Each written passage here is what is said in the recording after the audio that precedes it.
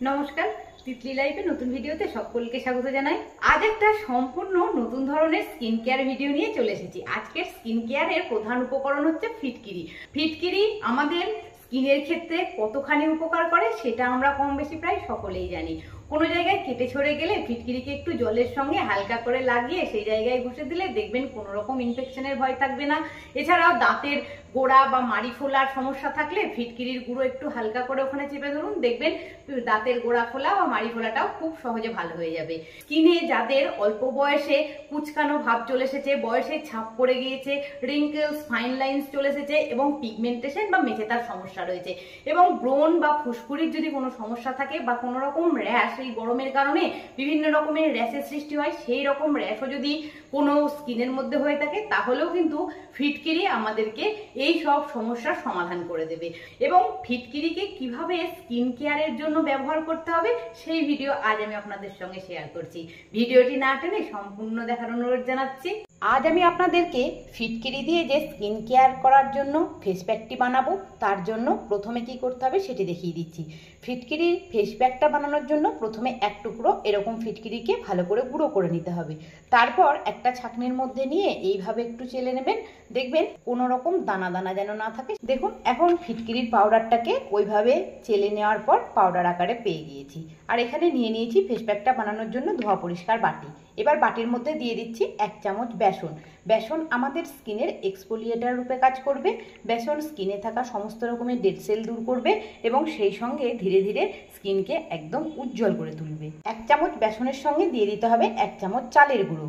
চালের গুঁড়ো আমাদের স্কিনকে কুচকে যাওয়া থেকে রোধ করবে এবং স্কিনের মধ্যে একটা এক্সট্রা গ্লোয়িং ভাব ফিরিয়ে দেবে। এবার বেসন আর চাল গুঁড়োর সঙ্গে মিশিয়ে দিতে হবে এখানে 1/2 চামচ কস্তুরি হলুদ। কস্তুরি হলুদ যদি বাড়িতে না থাকে সেক্ষেত্রে আপনারা এখানে কিচেন হলুদও ব্যবহার করতে পারেন, সেক্ষেত্রে একটু অল্প পরিমাণে দেবেন, এখানে 2 পিঞ্চ মতন কিচেন হলুদ দেবেন। এবার তিনটি উপকরণকে খুব ভালো করে মিশিয়ে নেওয়ার পর এখানে দিয়ে দিতে হবে ফিটকিরির গুঁড়ো। ফিটকিরির গুঁড়ো আমাদের স্কিনে থাকা সমস্ত রকমের কালো দাগ ছোপ দূর করবে, পিগমেন্টেশন কমাতে সাহায্য করবে, মেচেতার দাগ কমাতে সাহায্য করবে, ব্রণ সমস্যা সমাধান করবে এবং সেই সঙ্গে অল্প বয়সে স্কিনটা কুচকে যাওয়া, ঝুলে যাওয়া রোধ করবে এবং উজ্জ্বল একটা চকচকে গ্লোয়িং স্কিন দিতে ভীষণ হেল্প করবে। ফিটকিরির গুঁড়োটা দেওয়ার পর এখানে দিয়ে দিচ্ছি টক দই। টক দইয়ের মধ্যে রয়েছে ল্যাকটিক অ্যাসিড, যা আমাদের স্কিনে থাকা সমস্ত রকমের কালো দাগ ছোপ দূর করে স্কিনকে খুব সুন্দরভাবে পরিষ্কার করে, ক্লিনজার রূপে কাজ করবে।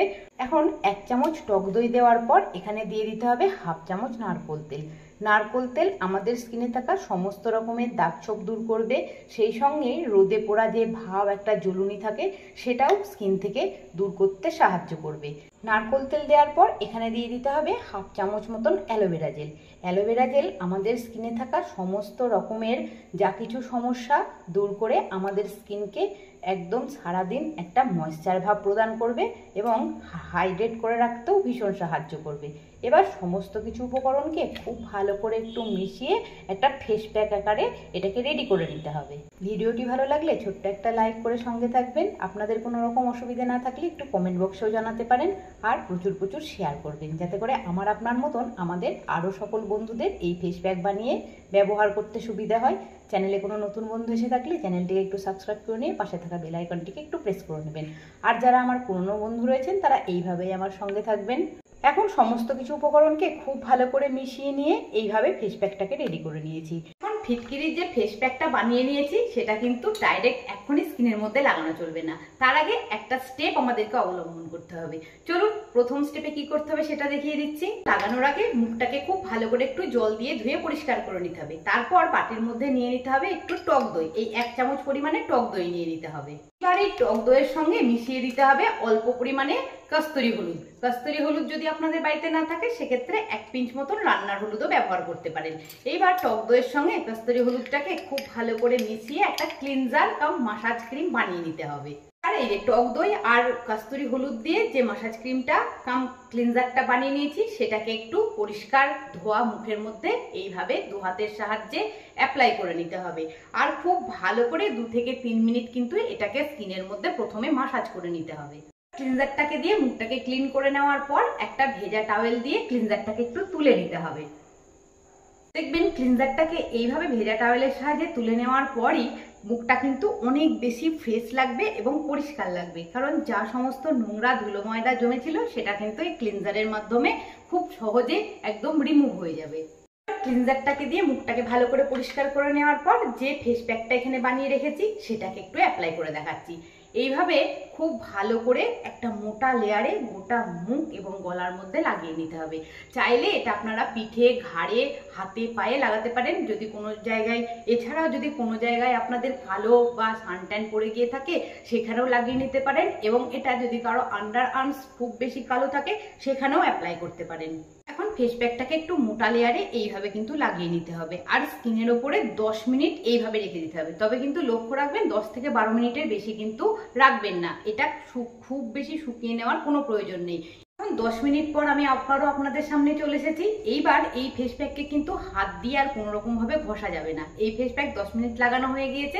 এবার একটা চামচের ঠিক পেছন দিকটার সাহায্যে এইভাবে একটু রিমুভ করে নিতে হবে। তার ফলে দেখবেন যাদের ফেসিয়াল হেয়ারের একটা সমস্যা রয়েছে তাদের কিন্তু এই ফেস প্যাক যদি সপ্তাহে 2 দিন করে ব্যবহার করেন তাদের কিন্তু ফেসিয়াল হেয়ারের যে সমস্যাটা সেটাও অনেকখানি কিন্তু কমে যাবে। দেখুন বন্ধুরা, রেজাল্টটা আপনারা নিজেরাই দেখুন, আমি আর নতুন করে কিছু বলছি না। ফেস প্যাকটাকে এইভাবে কিন্তু এখন চামচ দিয়ে দিয়ে এইভাবে রিমুভ করে নিতে হবে। এখন খুব ভালো করে ফেস প্যাকটাকে একটা ভেজা টাওয়েলের সাহায্যে মুছে নিচ্ছি। তারপর মুখটাকে একটু ঠান্ডা জল দিয়ে পরিষ্কার করে ধুয়ে আসছি। তারপর আমি আপনাদেরকে রেজাল্টটা দেখাচ্ছি, আর এর পরবর্তী স্টেপে কি করতে হবে সেটাও বলে দিচ্ছি। এখন মুখটাকে একটু ঠান্ডা জল দিয়ে ধুয়ে ফেস প্যাকটাকে একদম পরিষ্কার করে নিয়েছি। এইবার এই ধোয়া মুখের মধ্যে অল্প একটু অ্যালোভেরা জেল এইভাবে নিয়ে অল্প একটু অ্যালোভেরা জেলকে খুব ভালো করে মাসাজ করে নেবেন, আর তারপর দেখবেন আপনার স্কিন আপনি নিজেই চিনতে পারবেন না। আপনারা দেখে নিশ্চয়ই রেজাল্টটা বুঝতে পারছেন কতখানি স্কিনের মধ্যে গ্লোয়িং ভাব চলে এসেছে এবং উজ্জ্বল চকচক করছে। আশা করছি ভিডিওটি এইভাবে দেখার পর একবার বাড়িতে নিশ্চয়ই ট্রাই করবেন। অসংখ্য ধন্যবাদ জানিয়ে আজকের ভিডিওটি তাহলে এখানেই শেষ করছি। আবার দেখা হবে নেক্সট একদিন নতুন একটি ভিডিও নিয়ে। টাটা।